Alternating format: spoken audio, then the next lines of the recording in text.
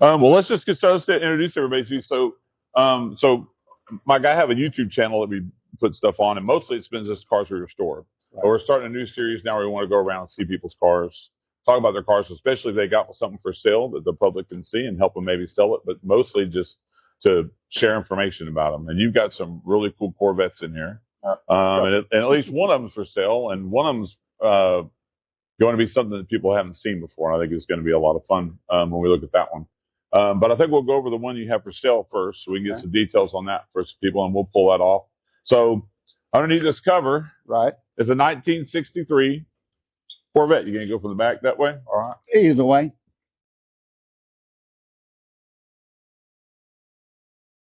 I'm no expert on Corvettes at all. Neither am I.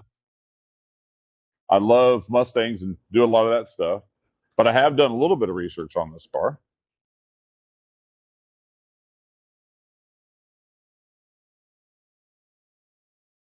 Post a picture of the trim tag as we get into the car. One of the things I noticed when I was looking at the trim tag, and I don't see it, so I wonder if it's a mistake on their part, but it says that the trim code on this car has an F behind it, and I'll post it on there. And it says that those are leather cars with AC. But this one doesn't have any AC, and it doesn't have vents for AC either. So I'm wondering if that's, this is the first year that they started doing the trim tags for Corvettes was in '63. That was first year for the C2. Yeah, first year for the C2. I also found another interesting fact that I didn't realize. I'm a big Mustang fan, and I collect bosses. Oh, yeah. So the same guy that designed this car also designed the boss. Really? Shinoda, yeah. Really? Yeah, I didn't realize that until I was looking it up, and I thought that was really interesting. So let me pop the hood on it real quick. Okay.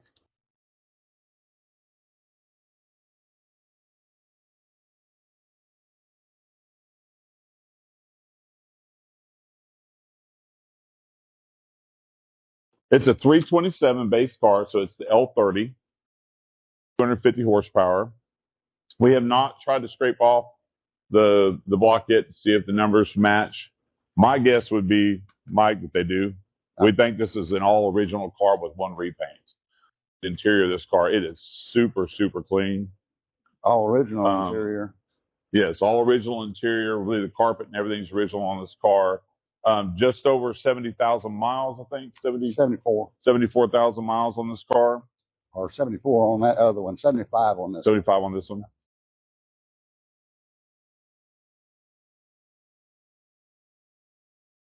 I didn't realize how clean this car was until I purchased it and cleaned it up some, and I was like, wow. Yeah, the interior on it's amazing. Everything's original. So how did you find this car? Someone else had this, and you. It's a funny story. John Marlowe had this at the Expo Center. I went up there to try to find some door handles for the blue one, the blue 64. Found one, but I remember seeing this, so I wanted to make sure it would fit. And I was walking over, I found it again. I was like, okay, I got one. Well, he walks up. It's for sale. And I was like, that's just what I need. I'm already in trouble for buying the blue one. Anyway, I met up with him the following week. I went to his place, and it was pretty amazing. And made a deal for this white car. And you did you buy another one from him too? The red one also. Okay, we'll go to that one next. We'll talk about that. One of the things, this car is for sure for sale. I'll put all the detail on it out there. The other cars might be, right? Maybe. Possibly. We're fixing to make a move. I don't want to move cars again. Yes. And we're going to talk about that because the shop's also for sale. Right. The building. 12,000 square feet. There, it's hard to calculate. 13,000 square foot easily. So we'll go around it, and it has potential to be a much bigger shop than that because obviously with the height of it, you can make a lot of this a second floor in it. So you can do a lot of things with it.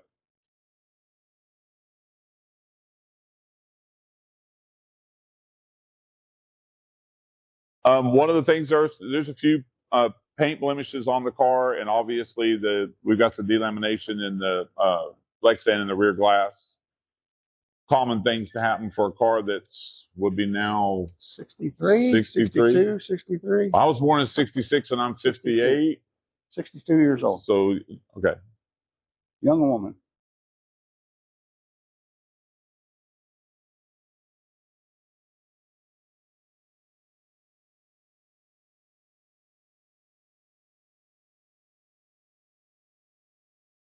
See, it's got the knockoff style hubcaps. It is a base Corvette. Yep. With a few options. I mean, leather would be, was an option. So that it's got the leather. So they at least added that. Had AM/FM also. AM/FM radio, which is an option add. I think the base price of these cars is about $4,200, and then like the ads that you have on there probably push it up to close to $5,000. There'll be a lot of people out there. There'll be a lot of Corvette experts out there telling us all about it. Trust me if they watch this video. That's been my experience with Corvette experts. And that's dropped. I met a few.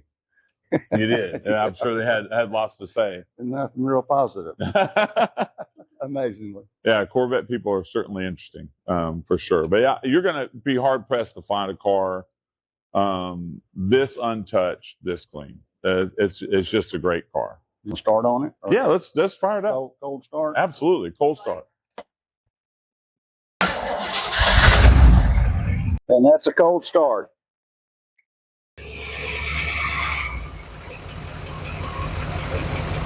Obviously very quiet, very clean.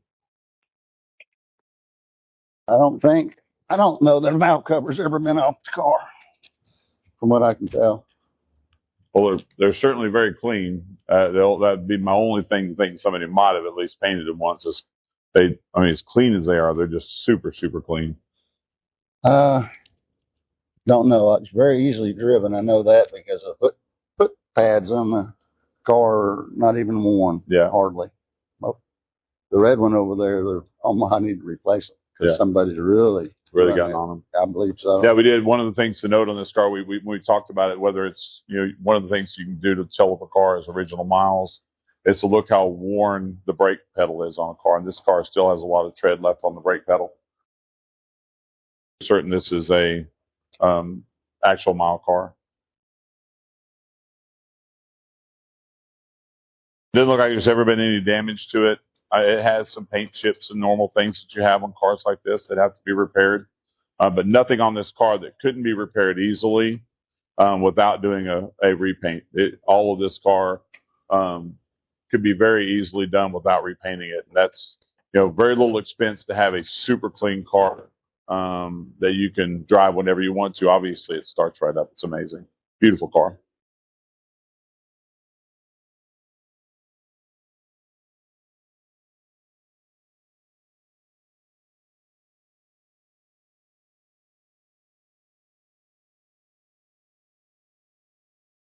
That didn't work. And that's, you don't know how rare that is, actually. I've had to fix mine twice on my 66. Nothing worse than being stuck somewhere and having to find that little mechanical rotating device in there to be able to put your headlights up at night. One won't go up on the 64 over here. Yeah. I'm still trying to figure out where the motor's at. Yeah. It's we had ours worked on once. It's not a good thing, but this is obviously a very clean version of this car. All right, let's go talk about your red one you bought from same guy, right? Yep, John had this one also. He liked it better than the white one. Said this was a better car of the two. Well, I have to disagree with him on that. Well, this is a 64, right? 64. Okay. It's a driver. It was painted, I have no idea when, single stage, and nobody came back and did a finish on it, which is where the work's at. Right. I started on this last night, but obviously they put the top down a day or two early. Yeah. But it's coming back. Well, they kind of rub on them a little bit. I noticed mine has an issue always has kind of a line where my top is, but you're talking about kind of a discoloration there, is what you're talking about? A little bit, but you can see the impression where the top was probably put down too early and latched in. Yeah. The 327 car too, right? Yes. 350. That somebody put the 67 hood on. I understand that's a rare hood or a different hood. It is. I mean, that's the hood that has won your hood. So Not near the site as a white one. no, the 327 car, 350. which should be correct. And is it? You say it's changed out? Not that I'm aware Okay, of. so 327 car, and it's 350 horsepower. 350. Okay, so that's the L76. Is that right? Yeah, it'd be the one right under the fuel injecting. Right on the field, yeah. I think that's L70. Well, someone will tell us out there which one it is. Looks like this is a pretty original car too, right? It appears to be. I'd love to replace the door handles for sure on this one. Right. What else I do to it? Like I say, I consider it my driver. It's got a lot more pep than the white one, and it's been used. It's been well driven. Yes. See the pedals? Oh yeah. Well, yeah, that's a good thing to point out the difference of. We should certainly show the two. Do you know how many miles this car has on it? 74,000. So this car's probably rolled over then with that much usage. I don't know that. I mean, the brake is pretty worn also.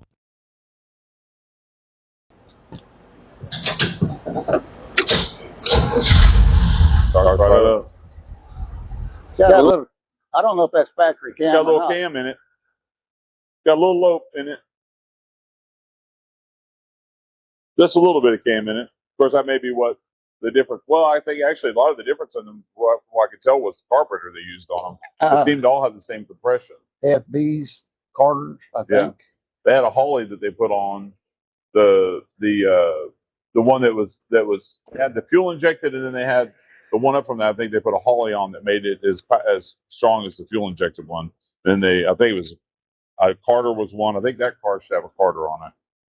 And we may try to get the tags and stuff off those kinds of things before we go if we can see them.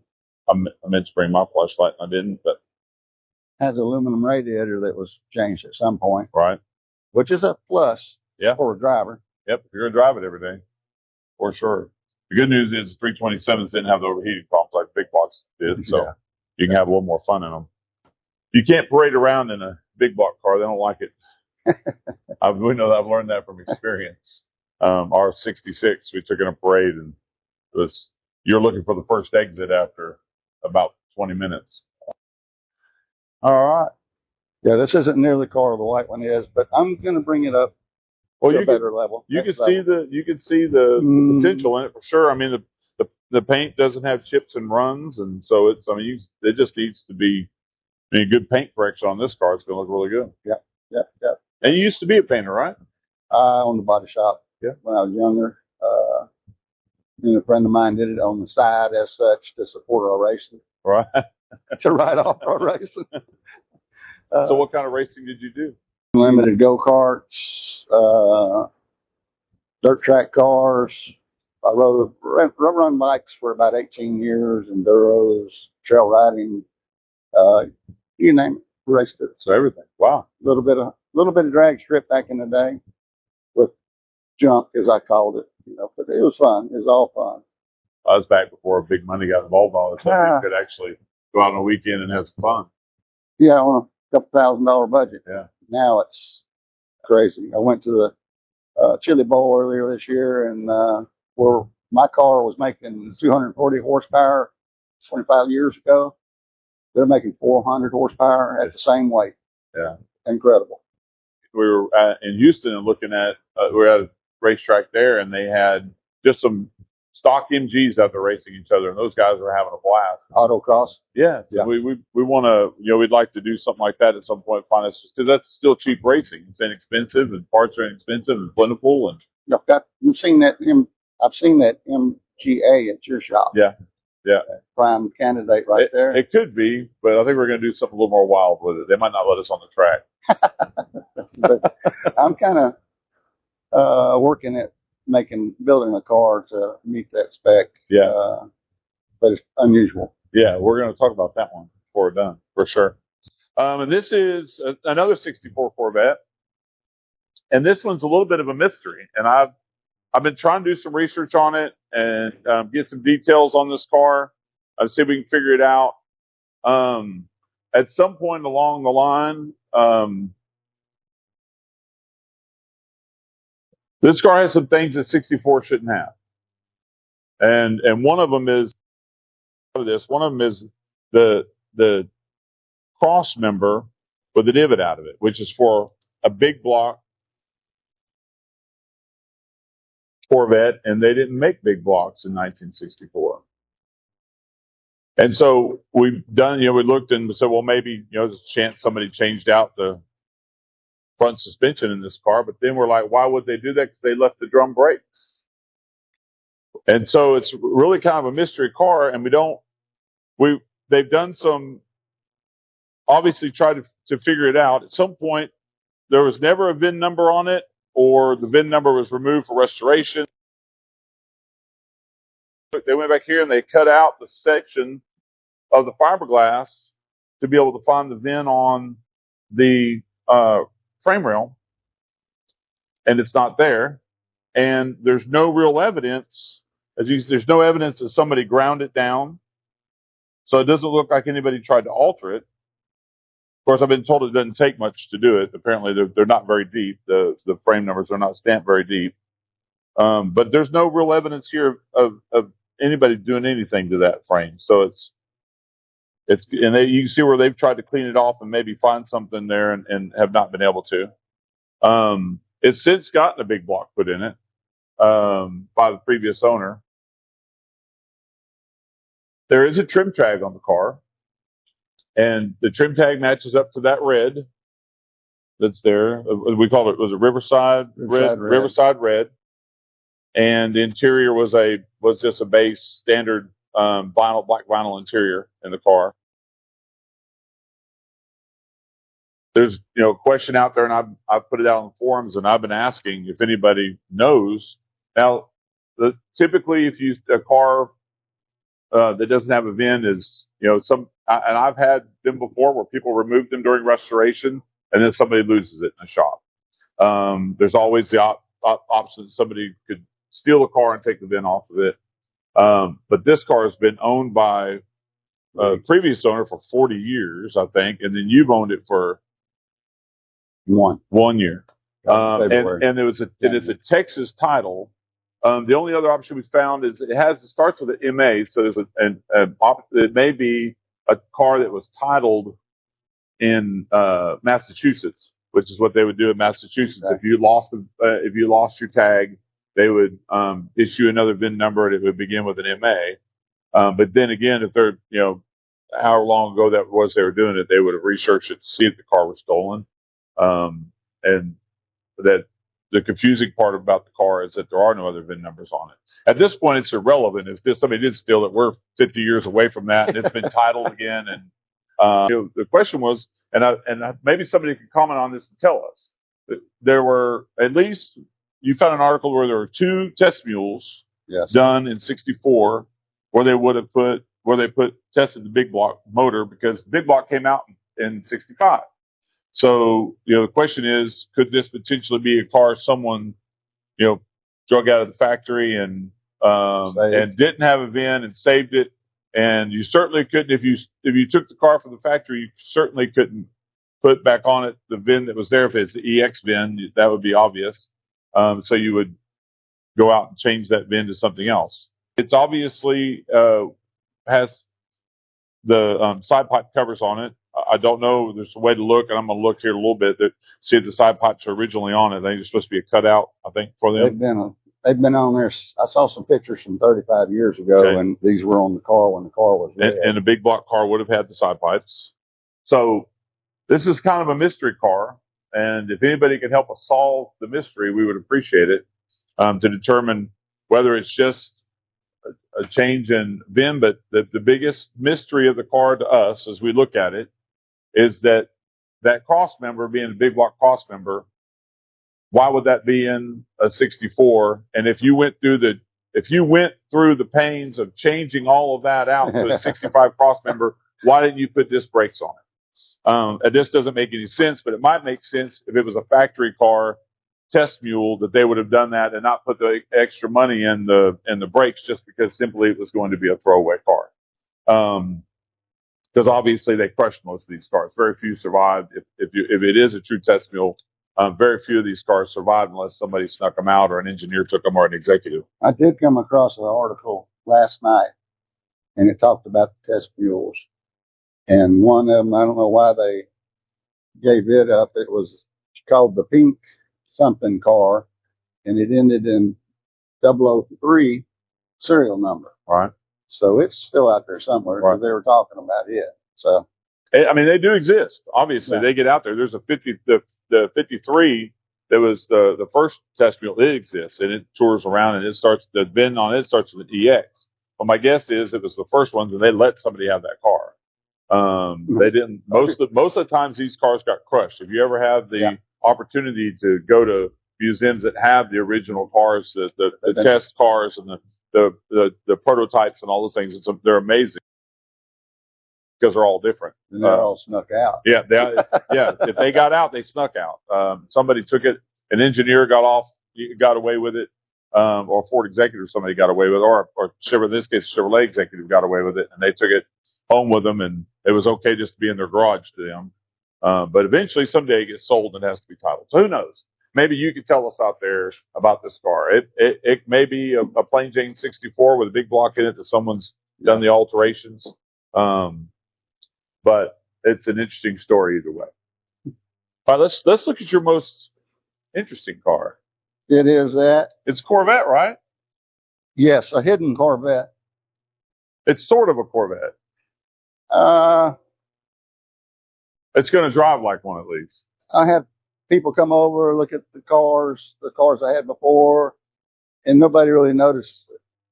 But then I do usually let them know if they want to look at it that if this were finished as I envision it, it would outshine anything I got in here, and it outshine a lot at the shows. Right. But it's been one of those 10-year projects, and not much progression on it. Well, enough that it's on a body. So the chassis is a Corvette. Corvette. What year? 87. An 87 Corvette. So the chassis underneath here is an 87 Corvette. Obviously, this car was never this long. Nope. We added 7 inches to the front body to make up the difference. I was going to make a cut on the chassis and bring it in 7 inches, but everybody I know and respect on cars said, don't do it. I added 7 inches to the doors. Well, you're not a short man, so it helps you that more cab area. Yeah, it gives you more cab area. So now you've lengthened it out a little bit. So you can see here where he's actually where they started doing the metal work on this door, and they've extended this door instead of cutting down the chassis. And over on this side, you can look it down in here, and you can see the frame, engine, transmission. Heck of a chassis. So you got coilovers and in the front. I did. I went coilovers. And the rear of these Corvettes, they were independent rear suspension, weren't they? Right. Yeah. So you got independent rear suspension.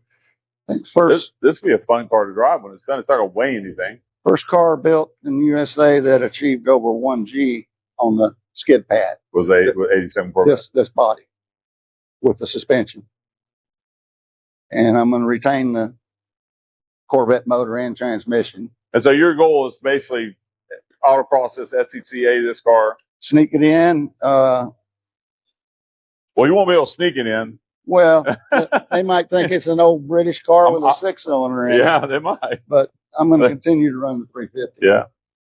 But I need about 450 horsepower and get it to stick. It won't take much to get that out of that motor, for sure. No.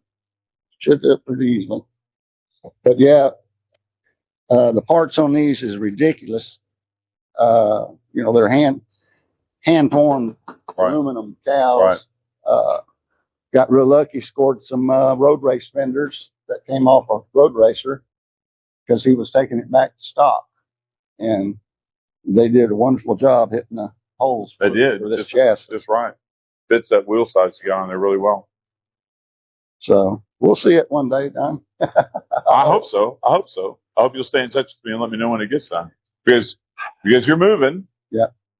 I'm gonna move. So we'll leave that we'll give a quick tour of just the building and let everybody see what you got here. this is just one side of the building. So as you're looking, there's some. I love old buildings, so this old brick has got all kinds of potential. I love that when you see that. You can do a lot of things with it. I told you it would be a great place for a barbecue joint. Yes. Yes. Do venue, brewery place, brewery. You had some people look at it, right? Yes. Considering putting a brewery in it. But just like the age of this building, it was built in 1895 for a gin house. And if you look at the loading dock, it has rings in the concrete for horses. Also a foot scraper out there. So they can still ride their horses up and just tie them off if they wanted to. What transportation they had in 1895. We can still do it today. They just do it today. Oh, I've got some pictures. I've got some pictures of some friends of mine came by. They hooked up out there. That's awesome. Well, let's go this way. And this, estimating this probably right here to be what, about 4,000 square feet probably on this side? 4 or 5, yeah. Not counting the decking up here. That was going to be my game room at one point. And y'all excuse the mess because it's a mess. Well, it's a warehouse, essentially. So we built the guest apartment up here. Okay.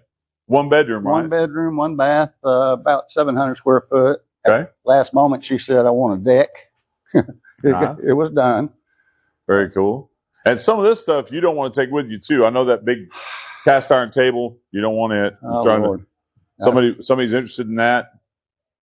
I hope whoever decides they want this building needs a lot of items. Needs a lot of stuff. Because I don't really want to move it. And a lot of things were left with you. So you're like, oh, yes. Yeah, so it could potentially be included in the sale. It was a cabinet shop or just a wood shop? Wood shop?